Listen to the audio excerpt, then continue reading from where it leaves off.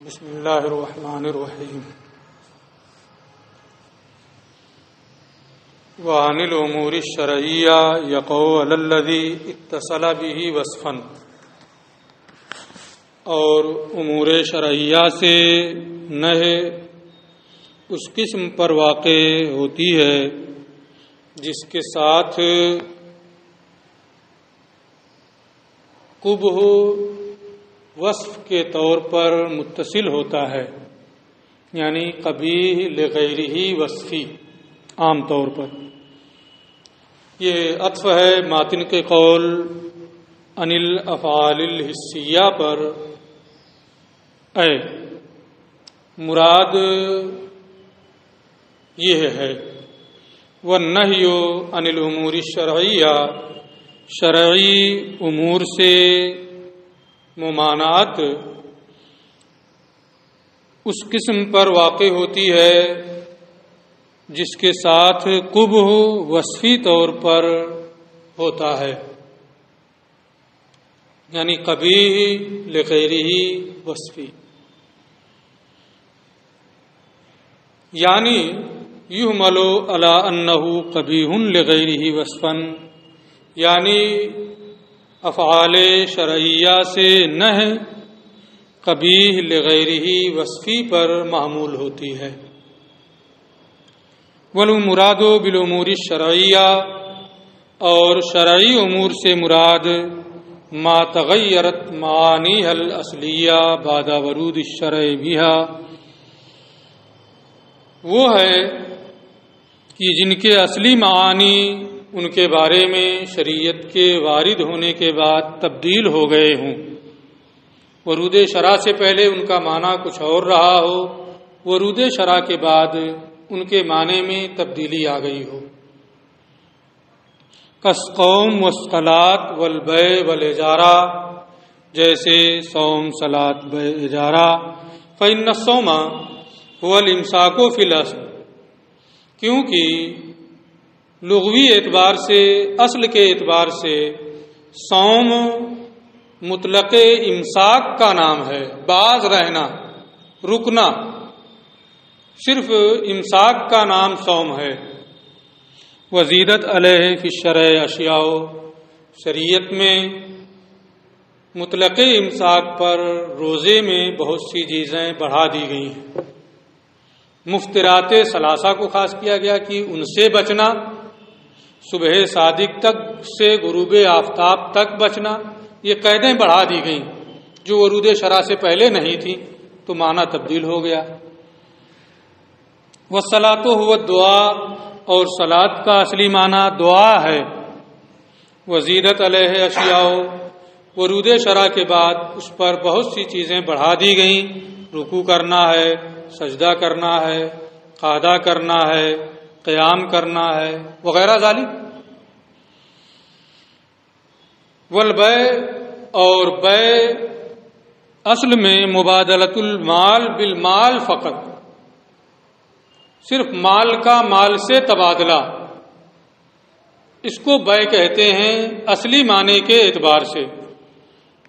زیدت علیہا اہلی، اور پھر ورود شرع کے بعد اس پر بہت سی چیزیں بڑھا دی گئیں، جسے آپ نے قدوری میں پڑھا ہوگا کہ عاقدین عاقل و بالغ ہوں، کم از کم صاحب تمیز ہوں، ومحلیۃ المعقود علیہ، جس پر عقد ہو رہا ہے اس کے اندر مبی بننے کی صلاحیت ہو، معدوم نہ ہو، وغیرہ ذالک۔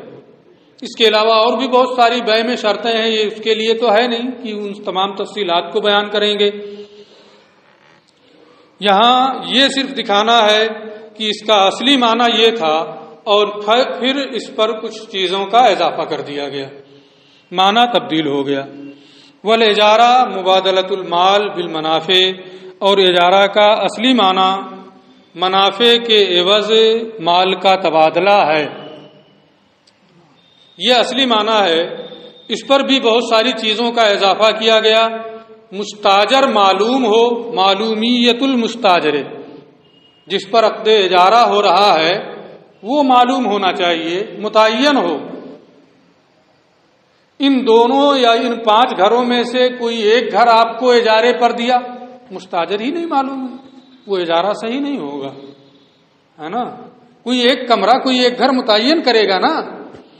ایسے ہی اجرت بھی معلوم ہونی چاہیے، کتنا دینا ہے، مدت کتنے مدت کے لیے ہے اجارہ، یہ بھی معلوم ہونا چاہیے، وغیرہ ذالکا۔ اور اس کے علاوہ بہت ساری چیزیں ہیں جو بڑھائی گئی ہیں۔ تو یہ ساری چیزیں جو انہوں نے مثالیں دی ہیں، یہ افعال شرعیہ، امور شرعیہ کی مثالیں ہیں۔ ورود شرع کے بعد ان کے معانی میں تبدیلی آ گئی ہے۔ فالنہی عن ہذہ الافعال، ان افعال اور امور سے نہی عند الاطلاق، جبکہ مطلق ہو، کوئی قرینہ نہ ہو، کوئی معنی نہ ہو، یحمل علی القبیح الوصفی، یہ قبیح لغیرہ وصفی پر محمول ہوگا عام طور پہ، ہے نا؟ کبھی کبھی قبیح لغیرہ مجاور بھی ہوگا، لیکن عموماً قبیح لغیرہ وصفی ہوتا ہے، اس لیے انہوں نے اس کو ذکر کیا ہے۔ الا اذا دل الدلیل علی کونہ قبیحا لعینہ، ہاں اگر کوئی قرینہ قائم ہو، کوئی دلیل پائی جائے جو اس بات پر دلالت کرے کہ یہ قبیح لعینہ ہے، تو اس کو قبیح لعینہ پر محمول کریں گے، ورنہ امور شرعیہ سے نہی کو قبیح لغیرہ پر وصفی پر محمول کیا جائے گا عمومی طور پر۔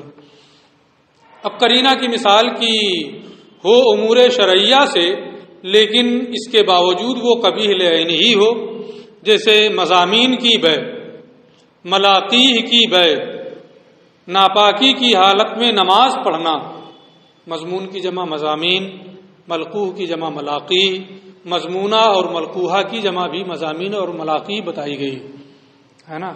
مضامین کا معنی یہ ہوتا ہے، زمانے جاہلیت میں آپ لوگوں نے قدوری میں پڑھا بھی ہوگا، ہے نا، یاد نہ ہو الگ چیز ہے۔ تو یہ زمانے جاہلیت میں بیع کا ایک رواج تھا کہ اس نر کے نطفے سے جو بھی پیدا ہوگا اس کو میں نے آپ سے اتنے میں بیچ دیا، ابھی پیدا ہی نہیں ہوا، پیدا بھی ہوگا کہ نہیں ہوگا اسے بیچ دیا، اس کو مضمون بولتے تھے، ہے نا۔ اور ملاقی یعنی اس مادہ کے پیٹ سے جو ہوگا وہ سب آپ سے بیچ دیا، جو اس کے پیٹ میں پتہ نہیں ہے بھی کہ ویسے پھولا ہے، پیدا بھی ہوگا کہ نہیں ہوگا، ہے نا، تو اسے ملاقی، ہے نا، یہ بیع رائج تھی۔ یہ بیع معدوم ہے نا، معدوم کی بیع باطل ہے نا۔ یہاں قرینہ موجود ہے، اس لیے یہ قبیح لعینہ ہی ہے، اگرچہ یہ کیا نام ہے امور شرعیہ سے ہے بیع، ہے نا، معنی پہلے کچھ تھا، ورود شرع کے بعد معنی تبدیل ہو گیا، تو یہ افعال شرعیہ سے ہوا، امور شرعیہ سے ہوا، اس کے باوجود بھی یہ قبیح لعینہ ہی ہے کیونکہ قرینہ پایا جا رہا ہے۔ اسی طریقے سے ناپاکی کی حالت میں نماز پڑھنا، ہے نا، قرینہ ہے نا، حدیثیں موجود ہیں اور ساری چیزیں ہیں، ہے نا، ان قرائن کی وجہ سے ناپاکی کی حالت میں یا بغیر وضو کے نماز پڑھنا، یہ قبیح لعینہ ہی ہوا، بلکہ بعض حالتوں میں تو کفر بھی ہو جاتا ہے۔ استخفاف صلاۃ کے لیے ناپاکی میں نماز پڑھے کوئی، لأن القبح یثبت اقتضاءً، امور شرعیہ سے جو نہی ثابت ہوتی ہے وہ قبیح لغیرہ وصفی ہے، کیونکہ یہاں قبح اقتضاءً ثابت ہوتا ہے۔ اس کی وضاحت یہ کریں گے کہ اقتضاءً کیسے ثابت ہوتا ہے۔ فلا يتحقق علی وجہ، لہذا اس طرح نہیں ثابت ہوگا یبطل بہ المقتضی، کہ اس سے مقتضی یعنی نہی ہی باطل ہو جائے۔ ایک ہے منہی عنہ، جس چیز سے روکا گیا، ہے نا، ایک ہے نہی، ہے نا، نہی ہے تو منہی عنہ ہے نا، ایک چیز ہے منہی عنہ میں قبح، تین چیزیں، نہی، منہی عنہ کا قبیح ہونا، ہے نا، تو نہی یہ مقتضی قبح ہوتا ہے، اس میں فاعل، نہی یہ مقتضی ہوتا ہے، قبح کا یہ تقاضا کرتا ہے، اور قبح یہ مقتضا ہوتا ہے نہی کی بنیاد پر وہ ثابت ہوتا ہے اقتضاء، ہے نا. اور قبح پایا کہاں جاتا ہے؟ منہی عنہ میں، ہے نا. تو تینوں چیزیں سمجھ میں آ گئی کہ مقتضی کیا ہے اور مقتضا کیا ہے. اب اسی کی روشنی میں پوری بحث سمجھنا ہے. دلیل علی الدعوی الاخیرہ، یہ دعوی اخیرہ کی دلیل ہے، یعنی امور شرعیہ سے نہ ہے، یہ قبیح لغیرہ وصفی ہے، اسی کی دلیل. وہ بیان ہو یقتضی بستن، اور اس کے بیان کے لیے کچھ تفصیل درکار ہے. وہ ہوا، اور وہ تفصیل یہ ہے، ان فی النہی عن الافعال الشرعیہ اختلافا، افعال شرعیہ سے نہی کے بارے میں ائمہ کا اختلاف ہے. فقال الشافعی، امام شافعی رحمۃ اللہ تعالی علیہ نے فرمایا ہے، انہ یقتضی القبح لعینہ، افعال شرعیہ سے نہی قبیح لعینہ. کیا ہے؟ قبیح لعینہ ہے پہلی دلیل. وہ هو الکامل، اس لیے کہ قبیح ہونے میں قبیح لعینہ ہی کامل ہے، اور اطلاق کے وقت جو کامل ہوتا ہے وہ مراد ہوتا ہے. لہذا امور شرعیہ سے نہ ہے، یہ قبیح لعینہ ہی ہوگا. دوسری دلیل یہ ہے کہ قیاساً علی الاول،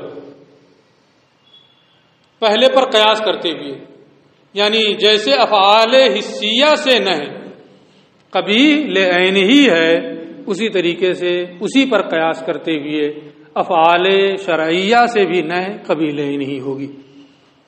یہ ان کی دو دلیلیں ہیں علامہ آیاتی، جیسا کہ ان قریب آئے گا. ونحن نقول، اور ہم یہ کہتے ہیں، اس کو تھوڑا غور سے سنیے گا، ان النہی یراد بہ عدم الفعل مضافا الی اختیار العباد. نہی سے مراد بندے کے اختیار کی جانب نسبت کرتے ہوئے فعل کا نہ ہونا ہے، یعنی بندہ کر سکتا ہے پھر منع کریں، بندے کے اختیار میں ہو پھر منع کریں تو وہ نہی ہے. وہی اسی کو یہ کہہ رہے ہیں کہ نہی سے مراد بندے کے اختیار کی جانب نسبت کرتے ہوئے فعل کا نہ ہونا ہے، یعنی وہ اپنے اختیار ہو اور نہ کرے. تو جب وہاں منع کیا جائے گا تو وہ نہی ہوگا. فَإِنْ كَفَّ عَنِ الْمَنْهِي عَنْهُ بے اختیار ہی، اس کے اختیار میں ہے. اب اگر وہ منہی عنہ سے اپنے اختیار سے باز آ جائے یصاب علیہ، تو ثواب پائے گا. اختیار ہے اس کا کرنے نہ کرنے دونوں کا، ہے نا. لیکن منہی عنہ ہونے کی وجہ سے اپنے اختیار سے اس نے نہیں کیا تو یصاب علیہ، اس پر ثواب پائے گا. وَإِلَّا يُعَاقَبُ علیہ، اور اگر اپنے اختیار سے کر لیا تو سزا پائے گا. وَإِن لَّمْ يَكُنْ ثَمَّ اختیار، اور اگر وہاں بندے کو اختیار ہی نہ ہو، فعل نہ ہو، فعل کا نہ ہونا ہو لیکن بندے کا اختیار نہ ہو، سُمِّيَ ذَلِكَ الْكَفُّ نفیًا و نسخ. تو اب ایسی صورت میں جب بندے کا اختیار نہ ہو، عدم فعل ہو، تو اسے نہی کا نام نہیں دیں گے بلکہ نفی اور نسخ کا نام دیں گے. اسے کیا کہیں گے؟ یہ نفی ہے، نسخ ہے، اسے نہی کا نام نہیں دیا جائے گا. لا نہین، اسے نہیں کہیں گے. ایک محسوس مثال کے ذریعے سے اس کو یہ سمجھا دینا چاہتے ہیں کہ کما جیسے اذا لم یکن فی الکوز ماء، ایک گلاس ہے، گلاس میں پانی نہیں ہے، گلاس ہے، گلاس میں پانی نہیں ہے. وہ یقال لہ، سامنے والے سے آپ سے کہا جائے لا تشرب، مت پینا، پانی ہی نہیں ہے، مت پینا کیا؟ لا تشرب فعل کیا ہے؟ فعل نہ ہے نا، لا تشرب، مت پیو، ہے نا. لیکن یہ فعل نہ ہے، نفی ہے، کیونکہ بندے کا اختیار نہیں ہے. معنوی طور پہ اختیار ہے، پانی ہوتا تب تو وہ پی سکتا تھا یا نہیں پیتا. جب ہے ہی نہیں تو اختیار ہے؟ اختیار نہیں ہے ہی نہیں، اختیار کہاں سے رہے گا؟ ہے نا، پینے نہ پینے کا ہوتا تو پینے نہ پینے کا اختیار ہوتا ہے ہی نہیں پانی اس میں، ہے نا. تو اگرچہ وہ لا تشرب کہہ رہا ہے لیکن یہ ہوگا کیا؟ اختیار نہ ہونے کی وجہ سے نفی ہوگا، ہے نا. فہذا نفی، یہ کیا ہے؟ نفی ہے. وَإِنْ قِيلَ لَهُ ذَلِكَ بِوَجُودِ الْمَاءِ، اور اگر یہی لا تشرب اس سے کہا جائے اور پیالے میں پانی موجود ہو، ثم ينهى، تو اسے نہیں کہیں گے.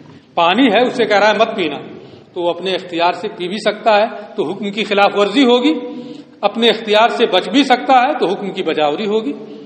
اگر اپنے اختیار سے بچ گیا حکم کی بجاوری کیا ثواب پائے گا، اور اگر عام آدمی ہے تو فرما بردار سمجھا جائے گا، اور اگر کر لیا تو نافرمان سمجھا جائے گا. ہوتا ہے کہ نہیں ہوتا ہے؟ تو بندے کے نہی میں کیا ہوتا ہے کہ بندے کا اختیار ہوتا ہے، نفع میں بندے کا اختیار نہیں ہوتا ہے، وہ بندے کے اختیار کی جانب منسوب نہیں ہوتا. فالاصل فی النہی، لہذا نہی میں اصل بندے کے اختیار سے فعل کا نہ ہونا ہے، یہ اختیار ہونا چاہیے. اچھا، والقبح انما یثبت فی النہی اقتضاء ضرورت حکمت الناہی، اور نہی میں قبح ثابت ہوتا ہے ناہی کے حکیم ہونے کی وجہ سے اقتضاء. قبح نہی میں یہ روکنے والا اللہ عز و جل جو ناہی ہے نہ منع کرنے والا ہے وہ حکیم ہے، کسی ایسی چیز سے منع نہیں کرے گا جس میں اچھائی ہو، ہے نا. تو اقتضاء نہی میں قبح ثابت ہوتا ہے کیونکہ روکنے والا جو ہے وہ حکیم ہے. تو جب اقتضاء ثابت ہے فینبغی ان لا يتحقق هذا القبح على وجه يبطل به المقتضی عن النہی، لہذا یہاں قبح ایسے طریقے پر ثابت ہوگا جس سے مقتضی یعنی نہی باطل نہ ہو. یعنی قبح اس طرح کا ہوگا کہ مقتضی نہی باطل نہ ہو، نہی نفع میں تبدیل نہ ہو بلکہ وہ نہی ہی رہے، ہے نا. اگر مقتضی یعنی نہی نفع میں تبدیل ہو جائے، مقتضی باطل ہو جائے تو اس کی اجازت نہیں، ہے نا. یہ کبھی ہے کوئی ایسا کرے کہ نہی کو نفع میں تبدیل کر دے، ہے نا، اس کی اجازت نہیں ہے، یہ کبھی ہے نا. لہذا قبح جو ہے ایسے طریقے پر ثابت ہوگا کہ مقتضی یعنی نہی میں تبدیلی نہ آئے، کہ وہ نہی سے، ہے نا، نفی ہو جائے. فینبغی ان لا يتحقق هذا القبح على وجه يبطل به المقتضی عن النہی لأنه اذا اخذ القبح قبحا لعینہ، کیونکہ جب قبح قبیح لعینہ کی صورت اختیار کر لے گا صار النہی نفیا، جب قبیح لعینہ ہو جائے تو وہ نہی نفی ہو جائے گا، اسے اختیار ہی نہیں رہا بندے کو کرنے. قبیح لعینہ ذات ہی میں قبح ہے اس کے، تو بندے کو کرنے نہ کرنے کا کہاں اختیار رہ گیا، ہے نا، کہ چاہے تو کرے چاہے تو نہ کرے، ہے نا. کبھی اختیار نہیں اسے ملے گا تو اب وہاں نہ ہے یہ نفع میں بدل جائے گا، کیونکہ جب قبح قبیح لعینہ ہو جائے گا تو یہ نہی نفع میں بدل جائے گا، وہ ابطل الاختیار، اور بندے کا اختیار ہی ختم ہو جائے گا.